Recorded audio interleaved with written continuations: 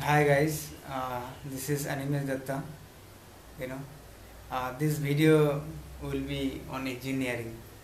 So, what do you mean by engineering or someone who is an engineer? It means that they are sitting for some engineering entrance exams, right? And you have to be good in your class 12. You know, like after class 12 you have to like sit for some entrance examination, and you have to also perform well. And in India, there are certain exams that is conducted throughout all the states, and like there are certain exams as well that is conducted by a particular state. Okay, so state wise examinations are also there, right? And there are different branches are there, like computer science, electrical, electronics, information and technology, and like automobiles is also there, mechanical is there.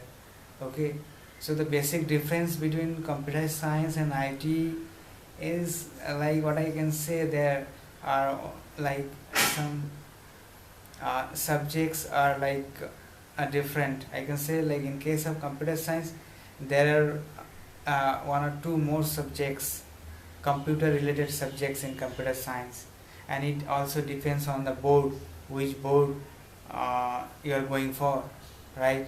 And every board has different patterns. So I can say, like if you are going for any BTech examinations, okay, you have to give some entrance examination for this. Like if you are going for BTech degree, it will be a 4 years degree here in India. Basically, the first 2 years, you know, there will be no campusing, but third and fourth year, some companies will come at your college and they will hire you, okay, before you leave your college. Like I think, you have a passion for engineering and you want to learn and earn more. I think that you should go for MTech as well. So if you have master's degree in the field whatever you are going for work, okay, suppose you have a master's degree from any IIT or good engineering colleges, you will get a higher package in different top level companies. So if you are having right now BTech degree and you are also joining a software company, right? Yeah, after 4 or 5 years, if you are staying in the same company for a long time, like for 4 or 5 years, they can send you for on-site job opportunities. So you can be uh, visiting different uh, uh, countries abroad. Okay. So my thing is, more you increase your knowledge, okay, it will be very helpful. Or if you want to do your masters from like abroad from any other universities in US, Australia, okay, Germany, it will be also good. Otherwise, you can also go for MBA, you know.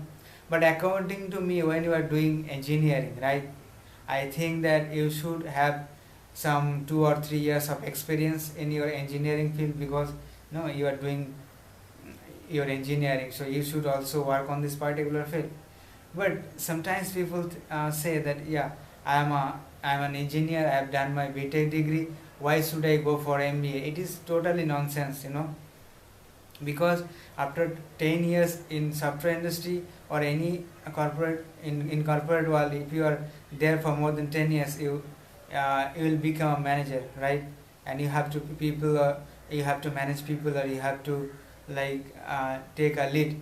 So that time sometimes some companies are also demanding a management degree for this, so the main thing is that you can, after completing your BTech, you can directly go for a job. Otherwise, like if you want to reject the job, and after rejecting, you can go for any master's degree like MTech, from India or MS from outside countries. Okay, it will be also good.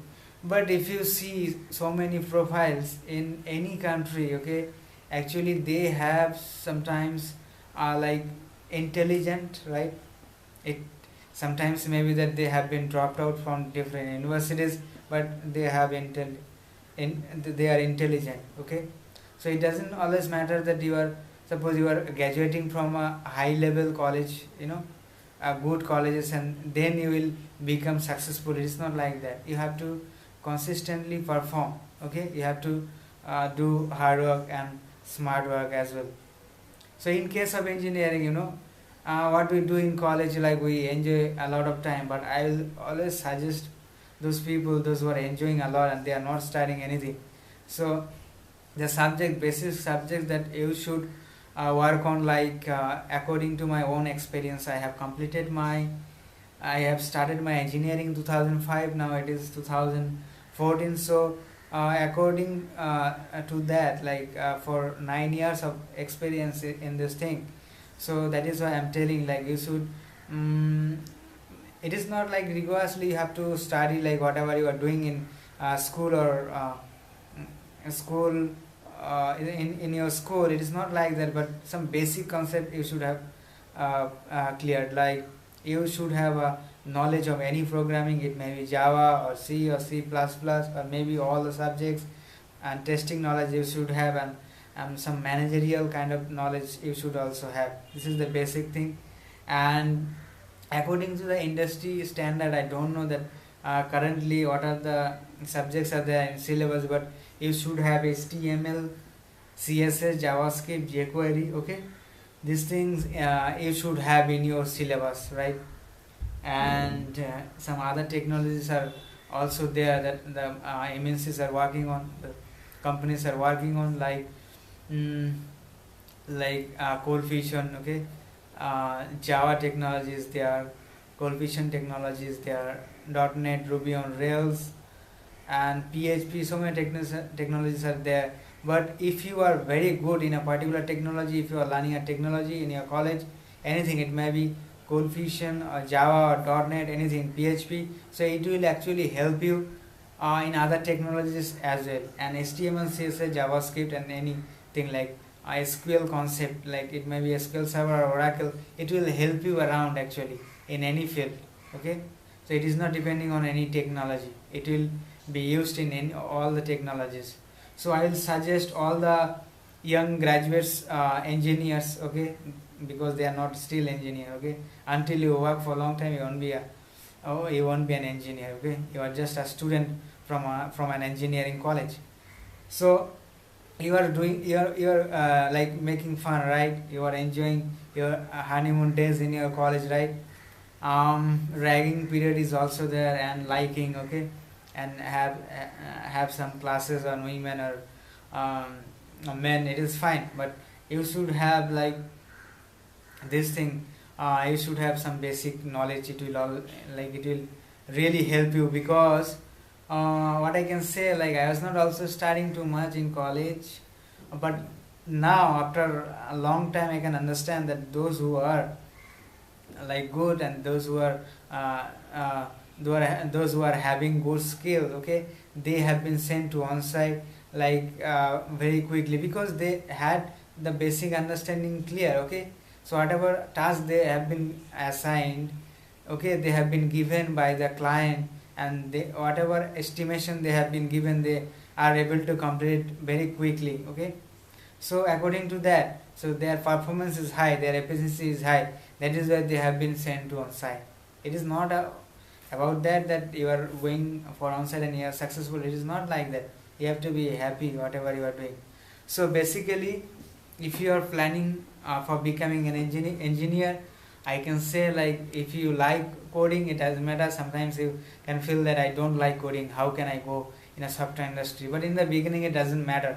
A lot of people are there who doesn't know anything about coding, but like over the period of time they have become so successful, because they are practicing, they are doing and doing and doing. So basically you should have a basic understanding of any technology. The basic should be clear, and you should have testing knowledge as well, coding knowledge, and also a little bit management uh, thing. And then the another thing comes like communication skills, okay, like how he was speaking in English frequently, like whenever that is English is the international language, right? So everyone speaks in English. So whenever you want in corporate, you have to speak in English. So why it is really needed that from real time experience, if you are not good in English, you cannot communicate with people, those who are on site, and you have to communicate with them in English. And they will provide you some document, okay, that you have to read it very quickly. So if you are not good in English, you won't be able to perform very well in the company, and you have to read a lot of document, okay. Sometimes they will give you some task, okay, something to analyze. So you have to do that requirement analysis, and you have to get back to the on-site manager or to the client that what you have understand or what you have understood, and how much time it will take to complete a certain task, okay. You have to also tell something about estimation. So overall thing is that you have to have a basic understanding of like programming languages. It may be computer related thing or electronics related thing or electrical thing, but you have to have a basic knowledge, good knowledge on the basics of your department, of your branch. Like suppose in case of computer science, you should have a good understanding of Java, C or C++. The basic concept should be there. And like in case of electrical, it will be different. In case of electronics, it will be different. But people, those who are like in electrical or electronics branch, and they are again coming into the software industry, like they are doing coding or testing, something like that, they have to also have a good understanding on those languages. This is the first thing.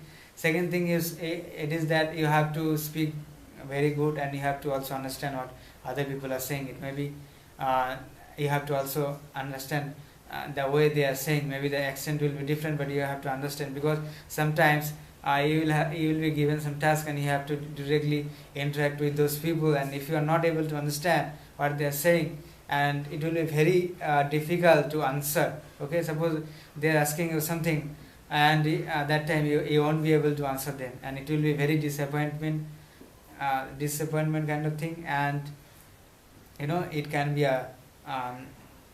be an escalation from higher management that you didn't perform well and you didn't complete your task. So basically your brush up your skills, become second thing, your communication skills should be good. So what is first one is